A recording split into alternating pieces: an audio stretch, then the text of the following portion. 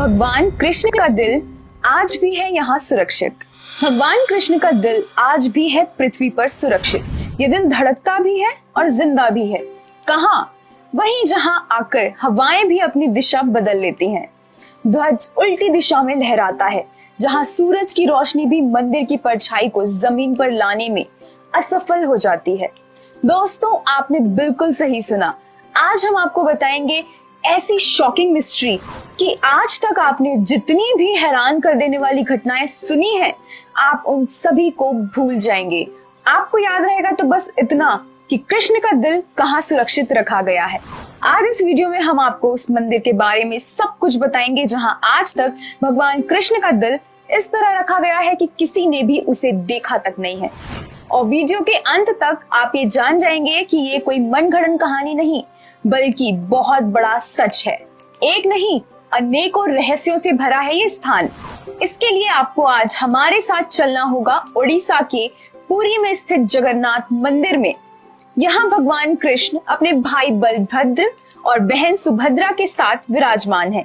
यहाँ इन तीनों की मूर्तियां पत्थर की नहीं, काठ की बनी हुई हैं। जगन्नाथपुरी की इन तीनों मूर्तियों को हर 12 साल में बदला जाता है।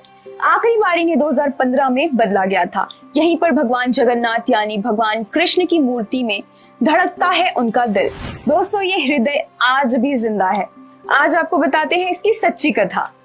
महाभारत के युद्ध के 36 साल बाद जब उनकी मृत्यु हुई तो पांडवों ने उनका दाह संस्कार किया।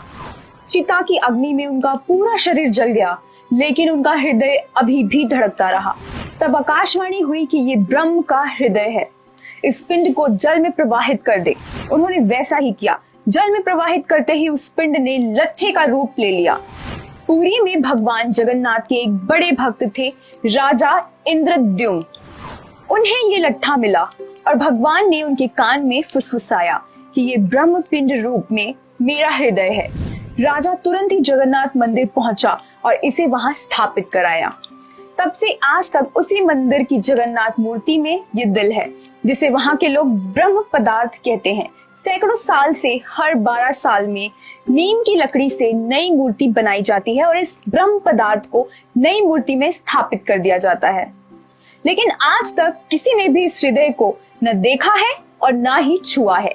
जब ये मूर्ति बदल जाती है तो सारे जिले की बिजली काट दी जाती है। मंदिर को सीआरपीएफ के जवानों द्वारा घेर लिया जाता है। पुजारियों की आंखों पर पट्टी बांध दी जाती है और हाथों में दस्ताने पहने जाते हैं। जब उस घोर अंधकार में ये ब्रह्म पदार्थ नई मूर्ति में रखा जाता है। पुजारियों की माने तो उन्होंने कभी इसे छुआ भी नहीं है, लेकिन महसूस करने पर पता चलता है कि ये एक मुलायम चीज है जो किसी खरगोश की तरफ फुदकती है, जैसे कोई जिंदा चीज हो।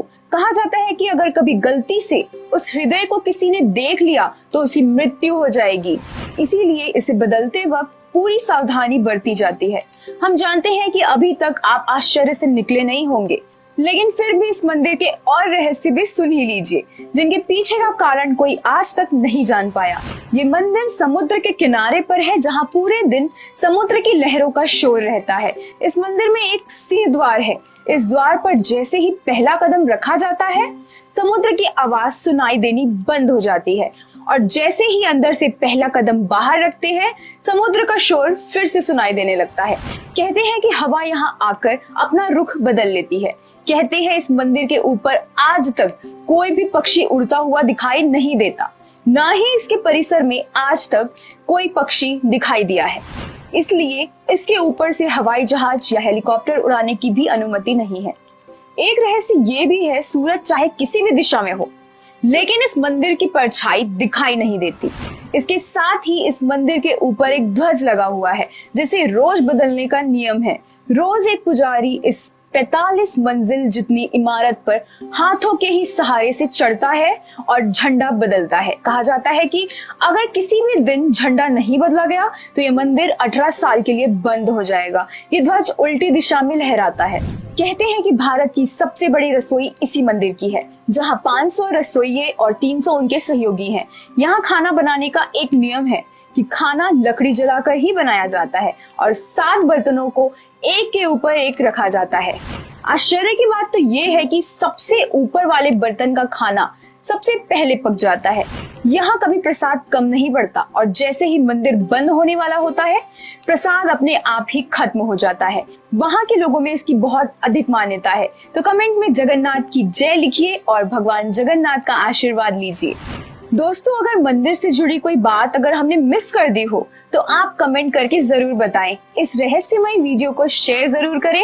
अगर आप आगे भी ऐसी वीडियोस देखना चाहते हैं तो हमारे चैनल को सब्सक्राइब जरूर करें और डेली अपडेट्स के लिए हमारे फेसबुक पेज को फॉलो करें।